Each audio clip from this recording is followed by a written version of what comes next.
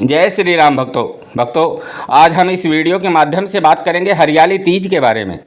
सावन मास के शुक्ल पक्ष की तृतीया तिथि को यह त्यौहार मनाया जाता है जो देवी पार्वती को समर्पित है। भविष्य पुराण के अनुसार तीज यानी तृतीया तिथि का व्रत और पूजन देवी पार्वती को प्रसन्न करने के लिए किया जाता है। पुराणों के अनुसार चंद्रमा की 27 पत्नियां हैं। इनमें चंद्रमा रोहिणी को सबसे अधिक प्रेम करते हैं। पुराण के अनुसार रोहिणी ने तृतीया तिथि का व्रत किया और मां पार्वती को प्रसन्न करने के लिए पूजन किया, जिससे रोहिणी के प्रति चंद्रमा का प्रेम सबसे अधिक है।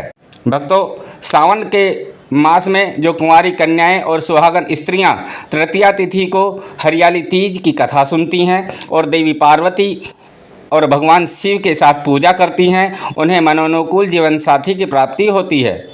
सुहाग की उम्र भी उनकी लंबी होती है। इस संदर्भ में पुराण में कथा है कि देवी पार्वती और भगवान शिव ने हरियाली तीज को किस प्रकार कन्याओं के लिए विवाह और वैवाहिक जीवन में प्रेम और आनंद पाने का व्रत बनाया।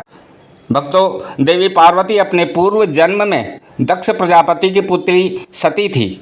उस समय दक्ष प्रजापति के विरोध और इच्छा विरुद्ध जाकर देवी सती ने महादेव से विवाह किया था।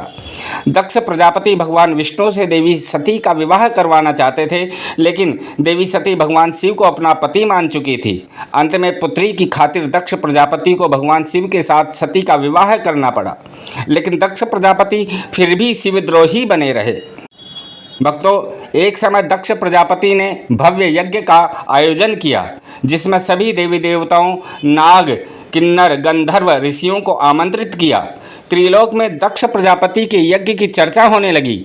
बात देवी सती के कानों में भी आई और वह दुखी हुई कि उनके पिता ने महादेव और उन्हें यज्ञ में शामिल होने के लिए आमंत्रित नहीं किया। इस बात से देवी सती को बहुत दुख हुआ और वह फिर भी बिना बुलाए पिता के यज्ञ में जाने के लिए जिद करने लगी। महादेव ने देवी सती से कहा, हे देवी, बिना बुलाए पिता के घर जाने से भी मान सम्मान की हानि होती है, इसलिए मेरी बात मानो और तुम ना जाओ। लेकिन देवी सती अपनी जिद में शिव की बात को मानने को तैयार न हुई और शिव से कहने लगी कि आप भले ही न जाएं, लेकिन मैं अपने पिता के यज्ञ में जरूर जाऊंगी। और वह शिव की आज्ञा बिना ही मायके चली आई। दक्ष प्रजापति ने जब देवी सती को बिना बुलाए आया देखा तो देवी सती और महादेव का बड़ा अपमान किया। उस समय देवी सती को महादेव की बातों का स्मरण हो आया और अपनी भूल पर वह प्रायश्चित करने लगी।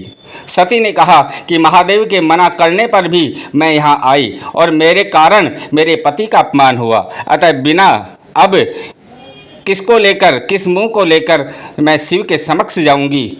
दुखी और क्रोधित हुई सती उसी समय पिता के यज्ञ कुंड में योगाग्नि द्वारा भस्म हो गई।